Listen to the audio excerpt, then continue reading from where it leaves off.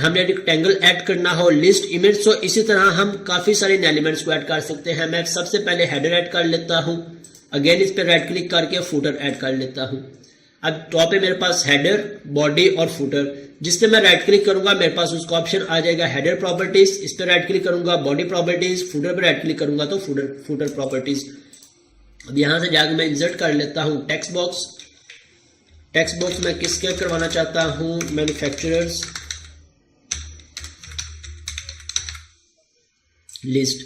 अब मैं text box को जैसे ही सिलेक्ट करूंगा तो यहां पे टॉप पे मेरे पास कुछ प्रॉपर्टीज डिस्प्ले हो जाएंगी। अब इस टेक्स्ट बॉक्स का साइज मैं इंक्रीज करना चाहूं, फॉन्ट साइज इंक्रीज करना चाहूं तो यहां से मैं इनके साइजेस इंक्रीज कर सकता हूं। फॉन्ट फैमिली चेंज करना चाहूं, फॉन्ट फैमिली चेंज कर सकता हूं। बोल्ड करना चाहूं, सेंटर अलाइन करना चाहूं, सेंटर अलाइन कर सकता हूं। अब अगर आप यहां से देखें तो मेरा ये सेंटर में अलाइन नहीं है। मैं इस टेक्स्ट को इस रिपोर्ट के सेंटर में अलाइन करना चाहता हूं। हमारे पास दो ऑप्शंस हैं, हम इसे किसी जगह पे अलाइन करके इस रिपोर्ट को प्रिंट करवा के देख लें कि इसकी स्पेसिंग या इसकी पोजीशन क्या है और फिर हम उसके अकॉर्डिंग से चेक करते जाएं, या फिर हम इसे टोटल यहां पे ड्रैग कर दें और यहां से इसे सेंटर अलाइन कर दें। तो मेरा टेक्स्ट बॉक्स इस रिपोर्ट के बिल्कुल मेरा ये टेक्स्ट इस रिपोर्ट के बिल्कुल सेंटर में अलाइन हो जाएगा। यहां से मैं इसे ऊपर कर देता हूं थोड़ा। इसी तरह मैं लास्ट पे जाकर भी टेक्स्ट बॉक्स ऐड कर लेता हूं। हमारे पास थैंक्स फॉर विजिटिंग अस, या कोई भी टेक्स्ट बॉक्स हम ऐड करना चाहें, कोई मैसेज ऐड करना चाहें तो हम यहाँ पे ऐड करवा सकते हैं। और अब इसे मैंने सेंटर में किस तरह से लेके आऊँगा, मैं यहाँ से सेंटर अलाइन कर दूंगा और बोल्ड कर देता हूँ। सो ये मैंने हेडर ऐड कर दिया, फुटर ऐड कर दिया, कंट्रोल एस कर देता हूँ। अब इसके साथ मुझे यहाँ पे टेबल ऐड करना है, लेकिन टेबल ऐड करने से पहले मुझे इस रिपोर्ट को डाटा सेट असाइन करना है या डाटा सेट इसके साथ बाइंड करना है। कैसे बाइंड कर सकते हैं, अब मुझे इस रिपोर्ट डाटा का ऑप्शन ओपन करना पड़ेगा। अगर मैं लेफ्ट साइड पे देखूं तो मेरे पास रिपोर्ट डाटा की ये विंडो आ रही है। अब यहां से इस कैनवस की कुछ सेटिंग्स, कुछ प्रॉपर्टीज, हमने बेसिक प्रॉपर्टीज देखी। अब इसके साथ हमने डाटा सेट कैसे बाइंड करना है, या मैं कहूँगा डाटा सोर्स कैसे बाइंड करना है, इसके लिए हम इसकी विंडो को ओपन कर लेते हैं, रिपोर्ट डाटा। अगर मैं इस पर क्लिक करूं मेरे पास ये विंडो ओपन हो गई। अगर आपके पास ये विंडो नहीं आ रही तो आप व्यू पे चले जाएं और लास्ट पे आपके पास ये विंडो आ रही है, रिपोर्ट डाटा। इस पे क्लिक किया, ये विंडो आ गई। और अगर मैं यहां से रिपोर्ट को क्लोज कर देता हूं तब मेरे पास रिपोर्ट विंडो नहीं आएगी। ये विंडो सिर्फ उसी सूरत में आएगी जब मेरे पास रिपोर्ट ओपन होगी। अब इस रिपोर्ट डाटा में हमारे पास कुछ ऑप्शंस हैं, built in fields, parameters, images, data source, data sets. Okay, अब यहां से पैरामीटर्स, जितने भी हमारे डायनामिक पैरामीटर्स होते हैं, हम इन सभी डायनामिक पैरामीटर्स को पैरामीटर्स में ऐड करवा देते हैं। इसमें भी हम बाद में आते हैं, कुछ देर में आएंगे। सबसे पहले हमने इसके साथ डाटा सेट ऐड करना है।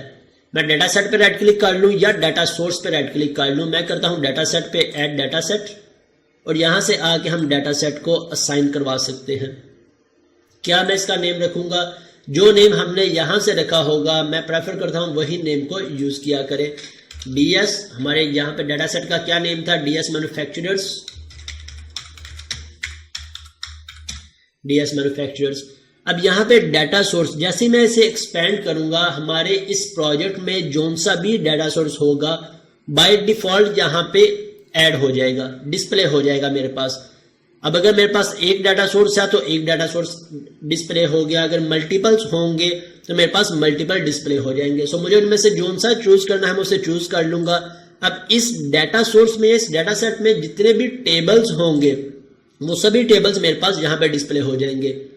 हमने अभी इसमें सिर्फ एक टेबल ऐड किया है मैन्युफैक्चरर्स का, इसलिए मेरे पास यहाँ पे सिर्फ मैन्युफैक्चरर्स डिस्प्ले हो रहा है। इन फ्यूचर अगर हम मल्टीपल टेबल्स ऐड करेंगे तो हमारे पास वो सभी यहाँ पे डिस्प्ले हो रहे होंगे। मैन्युफैक्चरर्स, डाटा सोर्स और यहाँ से टेबल्स आ गए, और इस टेबल में जितने भी कॉलम्स होंगे वो सभी कॉलम्स डिस्प्ले हो गए। मैंने ओके पे क्लिक कर दिया तो मेरे पास ये मेरा एक डाटा सेट ऐड हो गया। अगर मैंने इसके साथ मल्टीपल डाटा सेट्स ऐड करने हो, मैं एक और डाटा सेट भी ऐड कर सकता हूँ। 3 डाटा सेट ऐड करने हो, 4 डाटा सेट्स ऐड करने हो, सो मैं यहाँ से ऐड करवा सकता हूँ। इट मीन्स अगर मुझे अपनी रिपोर्ट पे मल्टीपल टेबल्स में से डाटा डिस्प्ले करवाना हो तो हमारे लिए उन टेबल्स को ऐड करना कितना आसान हो गया। हम उसे यहां से डाटा सेट में ऐड करते जाए हर टेबल को, और जब अपनी रिपोर्ट को असाइन करवाएंगे तो हमारे पास सारे टेबल्स डिस्प्ले हो जाएंगे। हम हर टेबल में से 1 बाय 1 करके जो सारी रिकॉर्ड डिस्प्ले करवाना चाहे करवा सकते हैं।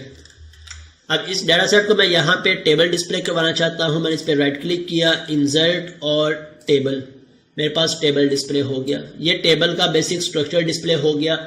इसमें मुझे अब इसकी कुछ प्रॉपर्टीज को समझना है। मैं हेडर ऐड करना चाहूँ, हेडर कैसे ऐड करूँ, डाटा ऐड करना चाहूँ तो डाटा कैसे ऐड कर सकता हूँ।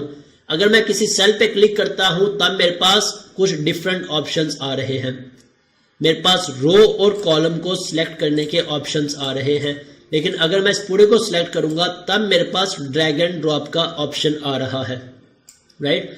अगर मैं इसका साइज इंक्रीज करना चाहूँ, रिड्यूस करना चाहूँ तो मेरे पास कैसे ऑप्शन आएगा। मैं इस पूरे को सिलेक्ट करूंगा और इसकी पोजीशन चेंज कर सकता हूं। अब इसमें मैंने कॉलम्स ऐड करने हैं, जो भी कॉलम्स मेरे पास यहाँ पे ऐड हुए हैं। हमारे पास 2 ऑप्शंस हैं। मैं यहाँ पे मैनुअली ऐड करता जाऊँ, हेडर पे क्लिक करके मैन्युफैक्चरर आईडी, नेक्स्ट मेरे पास कौन सा कॉलम होगा, नेम, नेक्स्ट मेरे पास कौन सा कॉलम होगा, एड्रेस। एक हमारे पास ये ऑप्शन हम मैनुअली ऐड करें। सेकंड ऑप्शन मैं यहाँ से टेबल ऐड कर लेता हूँ। अब मेरे पास नीचे डाटा का ऑप्शन आ रहा है और डाटा के जैसे ही मैं सेल पे माउस ओवर करूंगा मेरे पास ये आइकॉन आ जाएगा। इसमें मैं क्लिक करूंगा, मेरे सारे के सारे कॉलम्स डिस्प्ले हो गए। मुझे यहाँ पे जोन सा भी कॉलम डिस्प्ले करवाना है मैं उसे सिंपल सिलेक्ट कर लूंगा और उसके अकॉर्डिंग हेडर ऑटोमेटिकली ऐड हो जाएगा।